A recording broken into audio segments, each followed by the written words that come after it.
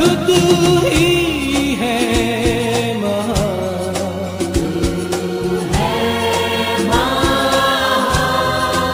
सिर्फ तू और कोई नहीं। प्रभु मैं तुझसे प्यार करूं। Shalom. Praise the Lord.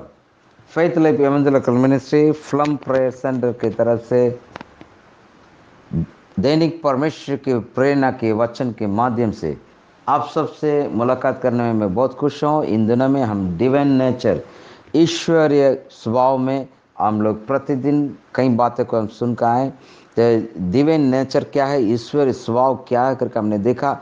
उसके बाद देखे कि प्रतिदिन उस ईश्वरीय स्वभाव को हमें ले चलना है। उसमें हमने देखा कि विश्वास के बारे में देखा, और विश्वास क्या है, विश्वास किस प्रकार हमारे जीवन में कार्य करता है। फिर सद्गुण को देखा, और सद्गुण किस प्रकार से हमारे ज़िंदगी में कार्य करता है। फिर हम समझ देखा, और समझ हमारे लिए कितने ज़रूरी है, यानी नॉलेज कितना हमारे लिए ज़रूरत है। आज उस समझ पर संयम के बारे में मैं आपसे बात करना चाहूँगा कि उस नॉलेज में सेल्फ कंट्रोल, यानी समझ पर संयम। संयम हमारे ज़िंदगी में अत्यावश्यक चीज़ों में एक खास बातें हैं मेरे प्रियो। इसलिए यदि आप इस शब्द को यदि आप देखेंगे, सेल्फ कंट्रोल या इस ये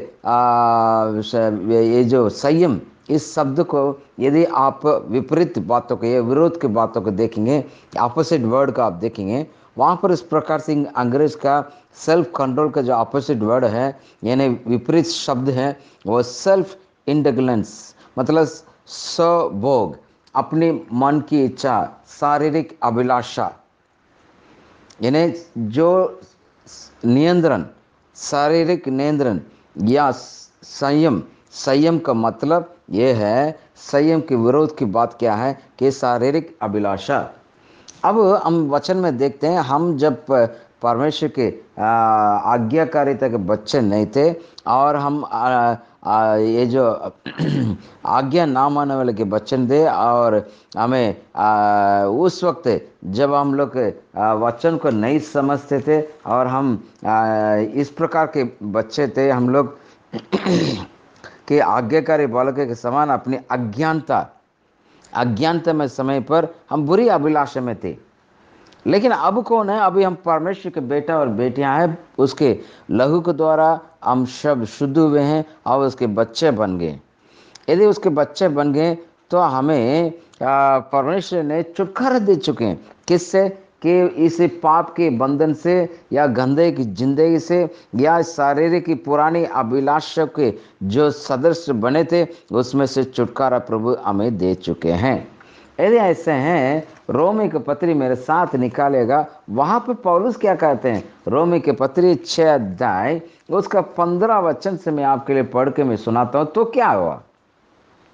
क्या हम इसलिए पाप करें कि व्यवस्था के अधीन नहीं वरन अनुग्रह के अधीन है? कदापि नहीं। क्या तुम नहीं जानते हैं कि जिसके आज्ञा मानने के लिए तुम अपने आप को दासों के समान सौंप देते हो, उसी के दास हो, चाहे पाप के जिसका अंत मृत्यु है, चाहे अंधकार के जिसका अंत धार्मिकता है। परंतु परमेश्वर का धन्यवाद हो कि तुम जो पाप के दास थे, अब मन से उसी उपदेश के मानने वाले हो गए जिसके सच्चे में डाले गए थे, और पाप से में छुड़ाए जाकर धर्म के दास हो गए।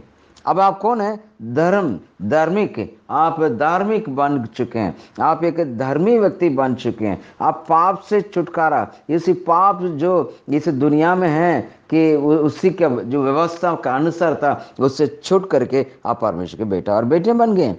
तो इसलिए हमें परमेश्वर का इस ईश्वरीय गुण में हमें आगे बढ़ना है, और ईश्वर भक्ति में भी हमें, ईश्वर गुण मतलब ईश्वर भक्ति में हमें आगे बढ़ना है। उसके लिए हमें बहुत ही इम्पोर्टेंट क्या है कि हमारे शरीर की अभिलाषाओं को, हमारे पुरानी जिंदगी को, हमारे जो अज्ञानता में जो हम रहते थे उससे बच्चे समान ना हो, तो वे हमें क्या करना है, हमारे ऊपर जो आदि करने वाले, हमारे ऊपर जो पूरा सताने अधिकार सताने वाले, उसी पाप को क्या करो, आपके मालिक बनने से रोक दो, आपको मालिक बनने मत दो। यदि वो मालिक बनेगा तो आपके शरीर अभिलाषा में रहेंगे, आप नियंत्रण में नहीं रहेंगे, संयम में आप नहीं पढ़ पाएंगे। इसलिए पहला कुरिन्थियों की किताब में पौलुस बहुत क्लियर बताते हैं, वो मैं पढ़ के आज के वचन को मैं समाप्त करना चाहूँगा। मेरे प्रियो, पहले कुरिन्थियों की किताब 9वां अध्याय, इन दिनों में थोड़ा से ज़्यादा, मतलब 5 मिनट से ज़्यादा हो रहा है, बड़ी ध्यान से सुनिएगा, क्योंकि ऐसे जो सब्जेक्ट है कम शब्दों में समझाना थोड़ा मुश्किल है।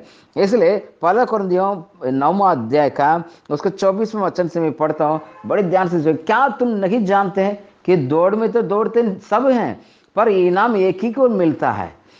तुम वैसे दौड़ते हैं दौड़े कि जीते।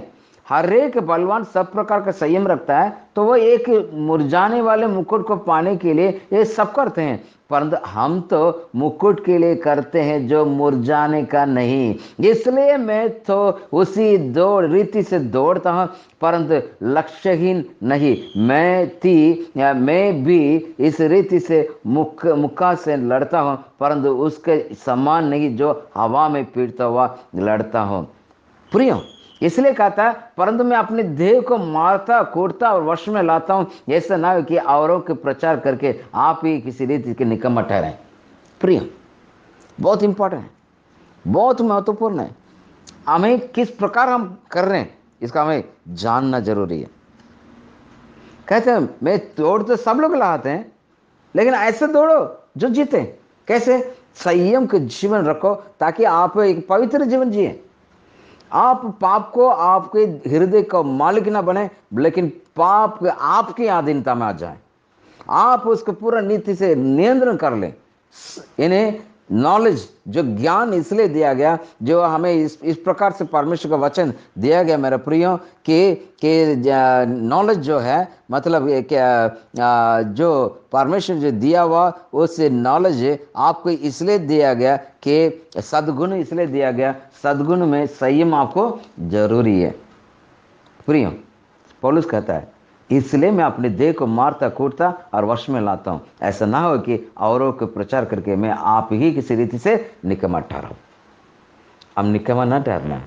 परमेश्वर के सामने हमें एक एकदम निर्दोष व्यक्ति बनना है, निष्कलंक व्यक्ति बनना है। हमें परमेश्वर के सामने जब हम खड़े रहेंगे तो हमें पूर्ण रीति से एक शुद्ध, एकदम शुद्ध पात्र के रूप में, जिस शुद्ध पात्र में, जिस शुद्ध बर्तन में एक दूध डालते हैं, वैसे हमें भी शुद्ध पात्र, जो परमेश्वर का वचन जो दूध है हमारे दिल में रहता है, उसी के द्वारा हमें आगे बढ़ना है। मेरे प्रियो, तो परमेश्वर का वचन इसलिए पतरस कहता है कि सेल्फ कंट्रोल, यानी संयम पर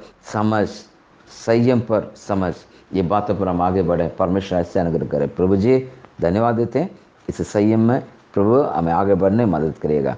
और कभी भी हम पुराने चाल कन से ना चलें, अज्ञानता में ना चलें, पूर्ण आशीष में आगे बढ़ने में मदद कर।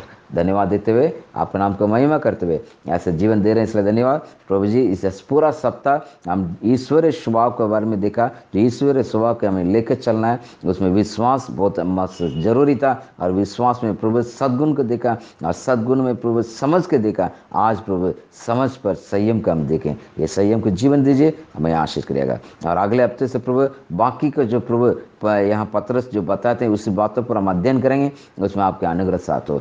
शनिवार को तैयार करिएगा, ताकि संडे आराधना के लिए हम तैयार हो जाएं, हम सब आशीष के कारण हो सकें।